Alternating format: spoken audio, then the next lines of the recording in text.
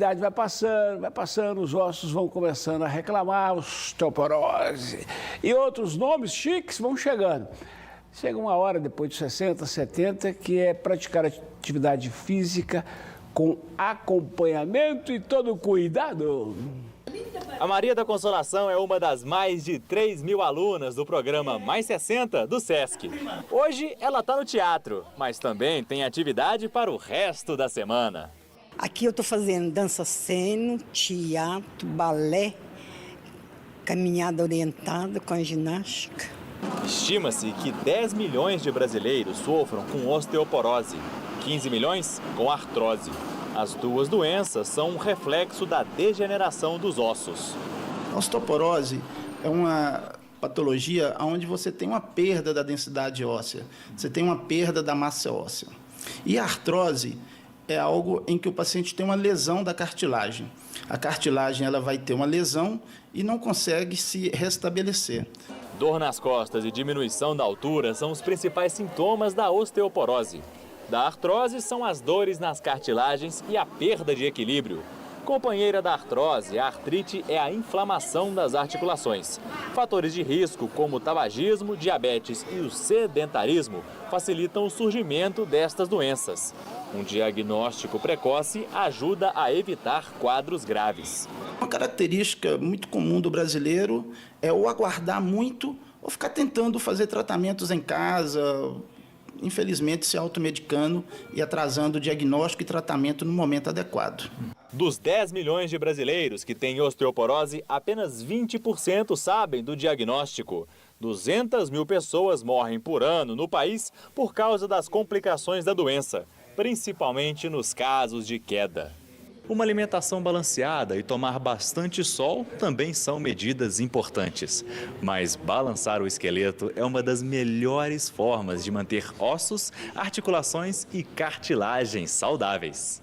Dentre as atividades que o SESC Mais 60 oferece para a população idosa, a gente tem musicalização com canto e coral, seresta, memória ativa, caminhada orientada, teatro, dança sênior, e todas essas atividades têm o objetivo de garantir que a pessoa idosa continue ativa e saudável. O corpo da gente, ele aumenta a massa óssea à medida que é solicitada. Se eu fico parado, o meu corpo entende que eu não preciso tanto osso, eu absorvo mais. Ficar em casa realmente é uma coisa desagradável que tira a alegria e a vitalidade das pessoas.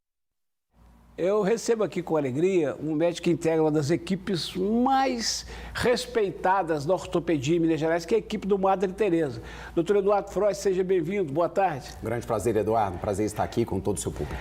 Doutor, quando se chega aos 77, agora dia 27 ele vai fazer 78 anos, o presidente Lula, quando se chega nessa idade, sobretudo para quem teve uma vida de muita movimentação, é absolutamente natural que a bacia reclame, que o quadril reclame?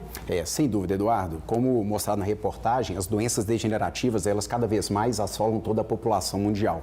Estima-se que cerca de 20 a 30% de toda a população vai ter um certo grau de desgaste em algum momento da vida. E naquelas pessoas com mais de 70 anos, esses números podem passar de 60%.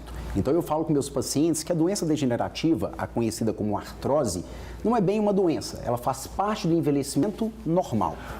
As cirurgias de quadris do corpo humano estão cada vez mais seguras por conta do avanço da medicina. Agora, quando o presidente Lula disse, eu estou com mais medo da anestesia do que da cirurgia, aí não é bem assim, não, ou é? Não, não é bem assim, né? Todo e qualquer procedimento, seja uma extração de uma unha encravada, um tratamento que seja, existem riscos e complicações inerentes a todo e qualquer procedimento.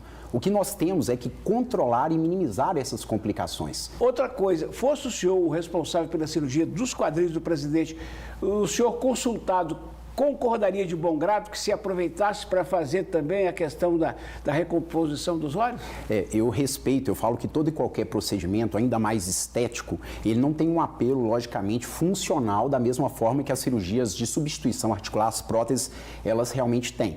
E o famoso aproveitar na medicina não é o ideal. porque muitas vezes são procedimentos que têm interações, procedimentos com riscos anestésicos diferentes, reabilitações diferentes, então você acaba que transfere energia no seu cuidado de pós-operatório. Então, na medicina, seja no tratamento cirúrgico ou não, o ideal nunca é a gente aproveitar e lidar com cada importância que tem que ser dada para o procedimento. Outra coisa, doutor, o uso do robô no nosso Madre Teresa aqui da Raja Gabalha é absolutamente hoje rotineiro, a palavra é essa. Eu estranhei que o presidente não tivesse usado o robô. A cirurgia fica mais segura com o robô? Bem, ele não utilizou porque em Brasília ainda não temos ainda, né, a tecnologia robótica implantada, assim como em vários outros locais, como aqui em Belo Horizonte, que é celeiro não só do Madre Teresa.